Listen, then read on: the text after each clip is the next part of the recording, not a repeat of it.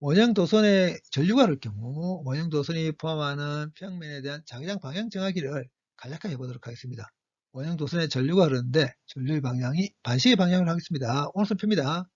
오른손을 펴서 오른손의 엄지손가락을 제한 나머지 네 손가락을 전류가 흐르는 방향으로 감쌉니다. 이렇게 했을 때 엄지손가락이 하는 방향이 원형 도선이 포함하고 있는 평면에 대한 자기장 방향입니다. 전류의 방향이 반시계 방향이라면 화면에 대해서 수직하게 튀어나오는 방향으로 자기장 만들어집니다. 그 다음에 전류의 방향이 시계 방향이라면 오른손 엄지손가락을 제한 나머지 네 손가락이 이렇게 감싸지게 되죠. 엄지손가락이 이렇게 향하고 있거든요. 원형 도선이 흐르는 전류의 방향이 시계 방향이라면 원형 도선이 포함하고 있는 평면에 대한 자기장 방향은 화면에 대해서 수직하게 들어가는 방향입니다. 밑에 있는 그림에서와 같이 반지름이 소문자 R인 원형 도선이 하나 있습니다. 이 원형 도선이 포함하고 있는 평면에 대해서 수직하게 들어가는 방향으로 균이라는 자기장을 가겠습니다. 이럴 경우 원형 도선이 포함하고 있는 평면에 대한 자기선속 정해보도록 하겠습니다. 평면이 균이라는 자기장 하에 있을 경우에 자기선속이 어떻게 되냐면 이렇게 됩니다.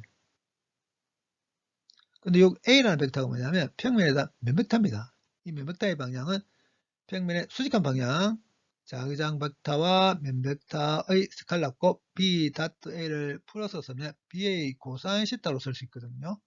요 P가 자기장의 크기, 요 A가 원형 도선이 포함하고 있는 평면의 면적, 그리고 시타가 뭐냐면 자기장과 면벡터 사이 각입니다. 자기장 방향이 어떤 방향이냐면 원형 도선이 포함하고 있는 면에 대해서 수직하게 들어가는 방향, 그 다음 면벡터의 방향도 이 면에 대해서 수직한 방향입니다. 두 개의 방향이 똑같습니다.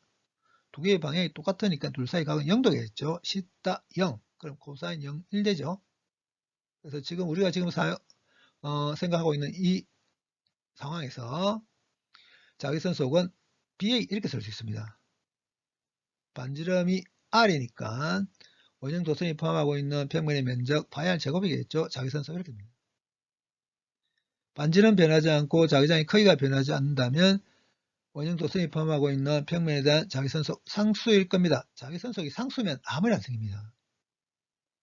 그런데 원형 도선이 포함하고 있는 평면에 반지름은 고정이 되어 있는데 자기장의 크기가 이제 변한다고 하겠습니다. 자기장의 크기가 어떻게 변하냐면 시간에 대해서 1초당 자기장의 크기가 0.05 테슬라씩 감소한다고 하겠습니다. 자기장이 시간에서 변하게 되면 더 이상 원형 도선이 포함하고 있는 평면에 대한 자기선속이 상수가 아니죠. 이러면 어떤 일이 생기냐면 원형 도선 내에 기전력이 유도됩니다. 그 유도 기전력의 크기가 또 어떻게 되냐면 자기선속의 시간에 대한 변화율의 크기가 해당됩니다. 이게 자기선속인데 원형 도선이 포함하고 있는 평면에 대한 반지름은 안 변한다고 했었으니까 변하지 않는 것들 미분기호 바깥으로 다 빼내겠습니다. 이게 뭐냐면 자기장의 시간에 대한 변화율의 크기 요겁니다. 반지름이 12cm 0.12m 그리고 요 녀석을 대입을 해서 이런 과정을 거쳐서 원형 도선 내에 유도되는 유도 기전력의 크기를 정해보게 되면 2.26mV가 됩니다. 원형 도선이 포함하고 있는 평면에 대한 자기선속의 변화에 의해서 원형 도선 내에 기전력이 유도되게 되면 유도 전류가 흐르게 됩니다. 이 유도 전류가 흐르는 방향은 원형 도선이 포함하고 있는 평면에 대한 자기선속의 변화를 방해하는 방향으로 생깁니다. 근데 지금 어떤 변화가 생기고 있는지를 다시 한번 더 확인해 보게 되면 원형 도선이 포함하고 있는 평면에 대해서 수직하게 들어가고 있는 방향의 자기장의 크기가 초당 0.05 테슬라씩 감소하는 변화가 생기고 있습니다.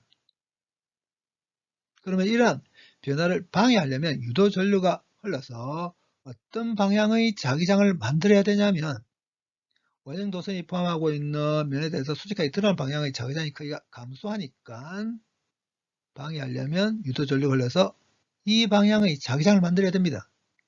그래야 감소하는 것을 방해할 수 있죠. 유도 전류가 흐르는 방향은 오른쪽 그림에서와 같이 흘러야 됩니다. 시계 방향으로. 그래서 유도 전류가 흐르는 방향은 어떤 방향이냐면 전전에 말한 것과 같이 이렇게 시계 방향으로 흐르게 됩니다.